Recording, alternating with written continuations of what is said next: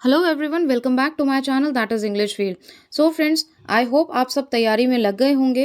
LT grade और TGT PGT की जो क्वेश्चन सीरीज़ हमने स्टार्ट कर रखी है लिटरेचर की, सामने हैं आपके बहुत सारे क्वेश्चंस। उनको सॉल्व करिए और अपने मार्क्स भी हमारे साथ में शेयर करिए। एक रजिस्टर पेन हमेशा लेके बैठिए जब भी मेरा वीडियो आए। तो चलिए, without making any delay, let's start the questions और देखते हैं वो क्वेश्चंस किस तरीके से आपकी हेल्प करते हैं।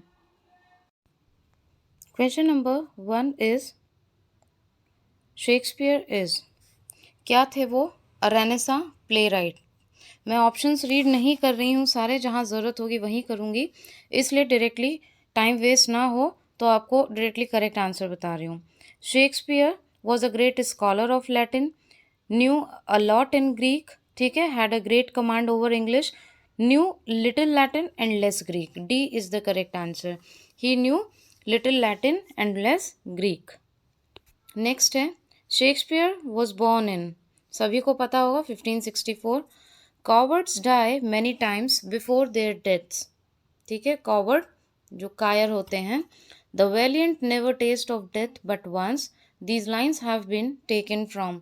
ये जो लाइन्स हैं वो शेक्सपियर के कौन से प्ले से ली गई हैं? So Julius Caesar is the correct answer, B option.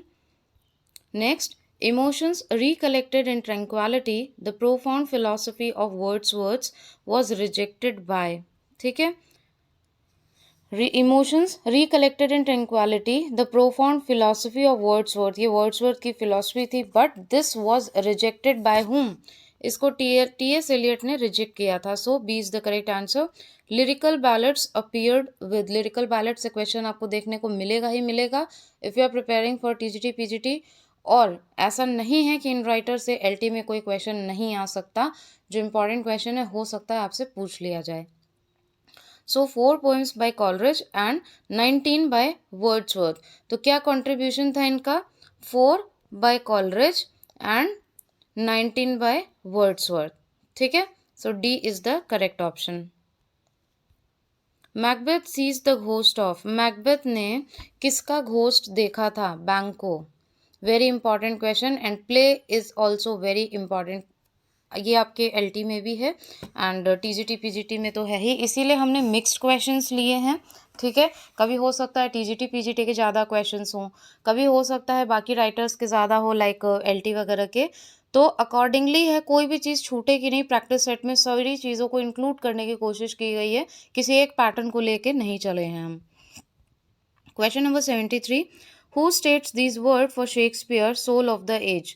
Soul of the age Shakespeare को किसने बोला है? The applause, the delight, the wonder of our stage, ठीक है। तो ये किसका स्टेटमेंट है? बेन जॉनसन का।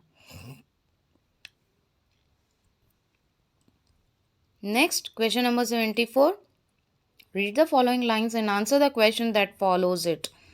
लाइन क्या है?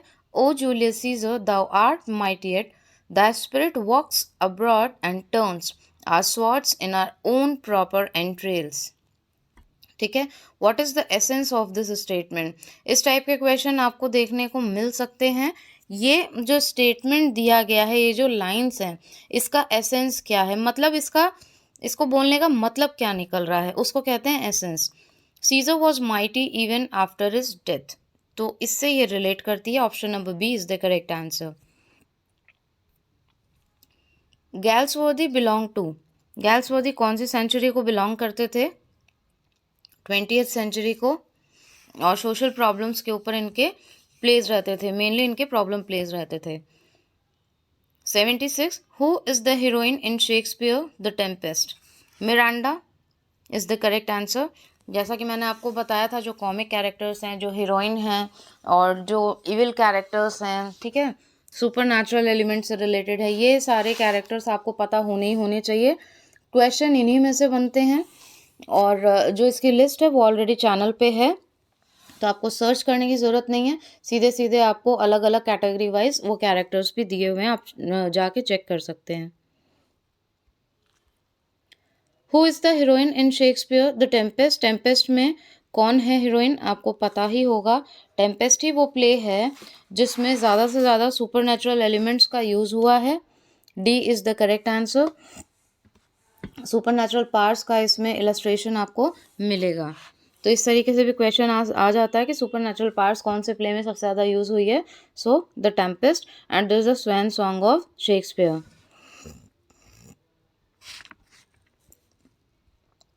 Question number 77.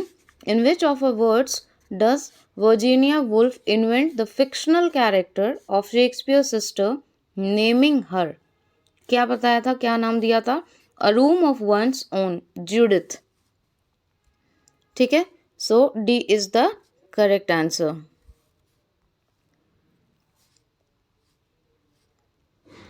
Next, which of these travel poems belong to William Wordsworth? Travel poem कौन सी है वर्ड्सवर्थ की? बहुत ही इम्पॉर्टेंट है ये. Descriptive sketches. ठीक है, इसमें पूरा ट्रैवलिंग का डिस्क्रिप्शन दिया हुआ है, कहाँ कहाँ वो गए, कैसे कैसे क्या क्या चीज़ें उन्होंने ऑब्जर्व की. और फ्रेंड्स एक चीज़ और बताऊँ मैं आपको, वर्ड्सवर्थ की पोएम तो बहुत सारी है आपके टीजीटी के सिलेबस में. ठीक है, पूरा ही आपको वर्ड्सवर्थ प्रिपेयर करना है, बट उसमें बहुत पोएम बहुत इंटरेस्टिंग है और छोटी छोटी पोएम है. अगर ठीक से एक बार आप उसको लाइन बाय लाइन पढ़ लेंगे तो जो बीच बीच में से क्वेश्चन बनते हैं वो आप सॉल्व कर पाएंगे, ना कि आप खाली क्वेश्चन को रटने पे चल दें. और भी आपके लिए इजी हो जाएगा अगर आप पोएम को रीड करते हैं. चैनल पे बहुत ही अच्छे वीडियोस अवेलेबल हैं, उनकी सारी पोएम्स को कवर किया गया है. और पोएम को कवर करने के बाद लाइन बाय लाइन, उसके बाद आपको उसका जो भी उससे क्वेश्चन बनते हैं टू द पॉइंट मैंने नोट्स के साथ में प्रिपेयर करवा रखा है. लिंक मैं आपको प्रोवाइड कर दूंगी, नहीं तो आप प्लेलिस्ट में जाके वर्ड्सवर्थ की सर्च कर सकते हैं. आपको अपनी प्रिपरेशन में बहुत हेल्प होगी, एक बार चेकआउट ज़रूर कीजिएगा. Question number 79. A violet by a mossy stone half hidden from the eye is a quote from the. इसी तरीके से क्वेश्चंस आएंगे इन सारी छोटी छोटी पोएम में से. सो ल्यूसी पोएम से है ये. B is the correct answer. Next, who said it? How poor are they that have not patience, what wound did ever heal but by degrees. बहुत ही फेमस कोट है, फेमस लाइन है ये. Question number 81. Iago बोलता है ये, what poor are they that have not patience, कि जिनके पास में पेशेंस नहीं होता है. देन स्ट्राइफ ड्रामेटाइजेस, बहुत इंपॉर्टेंट है, गैल्सवर्दी से है ये. A strike.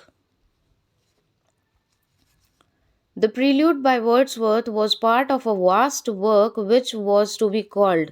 ठीक है, ये जो प्रील्यूड है एक वर्क का ही पार्ट है, वो क्या है? बहुत ही इंपॉर्टेंट क्वेश्चन है ये. रेक्ल्यूस का पार्ट है ये. The dark flower by John Galsworthy is a. जो डार्क फ्लावर नॉवल है वो क्या है? अ लव नॉवल है. Next, the dark flower by, ये हम कर चुके हैं 85. In 1805 Wordsworth which poem was written. 85 में वर्ड्सवर्थ की कौन सी पोएम थी जो कि लिखी गई थी इनमें से? सो प्रिल्यूड थी. प्रिल्यूड है, लिरिकल बैलेड्स है, टिंटन एबे, ल्यूसी पोएम, सॉलिटरी. पर जो भी यहाँ पे ऑप्शन दिए हुए हैं सारे इंपॉर्टेंट है और इससे क्वेश्चन ज़रूर आते हैं. Shakespeare wrote how many sonnets. ये तो बहुत ही फेमस क्वेश्चन हो गया है. 154.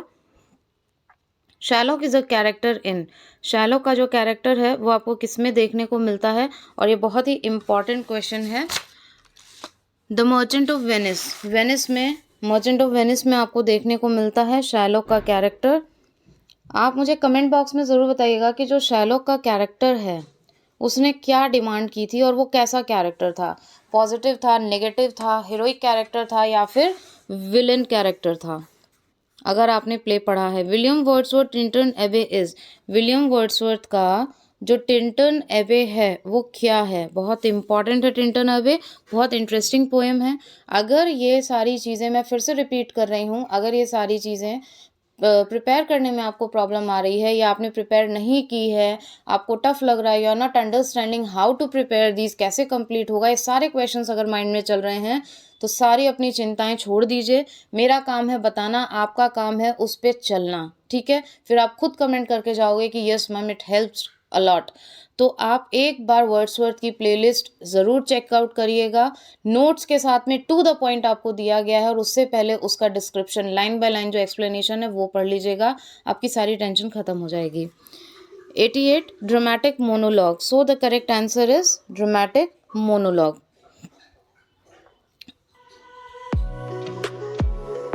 सो मिलते हैं फिर से ऐसी ही एक नई सीरीज़ के साथ में। डेली यहाँ पे टेस्ट सीरीज़ चलती है, आपको पता है, कभी ग्रामर की और कभी लिटरेचर की। लिटरेचर के लिए काफ़ी रिक्वेस्ट आई थी, इसलिए मैंने बीच में ग्रामर को रोक के फिर से लिटरेचर की ही देना स्टार्ट कर दिया आपको। दूसरी सबसे बड़ी बात, आपके मार्क्स कितने आए बिल्कुल भी शेयर करना मत भूलिएगा कमेंट बॉक्स में, क्योंकि आप इंटरैक्ट करते हो तो हमें भी अच्छा लगता है कि हमारी जो मेहनत है, जो हमारे एफर्ट्स हैं, वो आपके काम आ रहे हैं और आप भी उसको सीरियसली ले रहे हैं।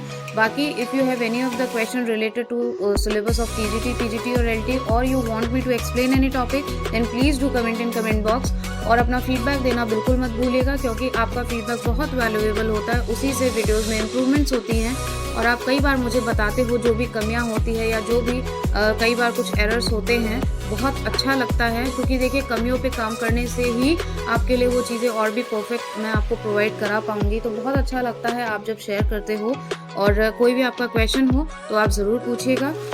आज जो वीडियो आपको आने वाला है वो है एलटी ग्रेड के जितने भी ड्रामा है और प्रोज और फिक्शन उनसे, तो उसको देखना बिल्कुल मत भूलिएगा। सारी स्टोरीज 1 बाय 1 सारी समरीज अपलोड हो रही हैं और उसके बाद में टू द पॉइंट हम क्वेश्चंस करेंगे, जैसे हमने टीजीटी का सिलेबस पूरा प्रिपेयर किया था इस चैनल पे। तो उसको भी आप बिल्कुल सपोर्ट करिए, देखिए, हेल्प लीजिए, फ्री ऑफ कॉस्ट ये सारी चीज़ें हैं। और सबसे बड़ी बात ये मैं आपको यकीन दिलाती हूँ कि ये सारी चीज़ें एग्जाम ओरिएंटेड हैं। अगर इससे भी आप प्रिपरेशन करते हो तो कहीं आपको बहुत ज़्यादा पैसा देने की ज़रूरत नहीं है और इतना पैनिक होने की ज़रूरत नहीं है। लोग बताते कम हैं, डराते ज़्यादा हैं, और ये सच है। मुझे ये बोलने में कोई भी परेशानी नहीं है और कोई भी मुझे हेजिटेशन नहीं है। ये रियलिटी है कि बताते हैं अरे बहुत ऐसा है, बहुत वैसा है, और आप लोग उस कॉम्प्लिकेटेड थॉट्स में पड़ जाते हो और आप सोचते हो कि बहुत टफ है, बहुत टफ है। टफ कुछ भी नहीं है। एक टीचर किसी चीज़ को बहुत टफ भी बना के प्रेजेंट कर सकता है और किसी इजी चीज़ को टफ बना देगा, किसी टफ चीज़ को बहुत ईजी भी बना के प्रेजेंट कर सकता है। ठीक है, तो ये बात हमेशा ध्यान में रखिएगा। आप सब लोग मैच्योर हैं, आप सब एक टीचर बनने जा रहे हैं, तो थोड़ा सा दिमाग से काम लीजिए और सीरियसली डेडिकेशन के साथ में काम लीजिए। कभी भी आप किसी चीज़ से डिस्ट्रैक्ट नहीं होंगे। So thank you so much for watching and giving your precious time. Don't forget to subscribe the channel so that you can get notification timely. Bell icon को ज़रूर प्रेस कर दें, और अगर वीडियो बेनिफिशियल लगा हो तो प्लीज़ लाइक बटन हिट कर दीजिएगा, जिससे मुझे भी मोटिवेशन मिले। Thank you.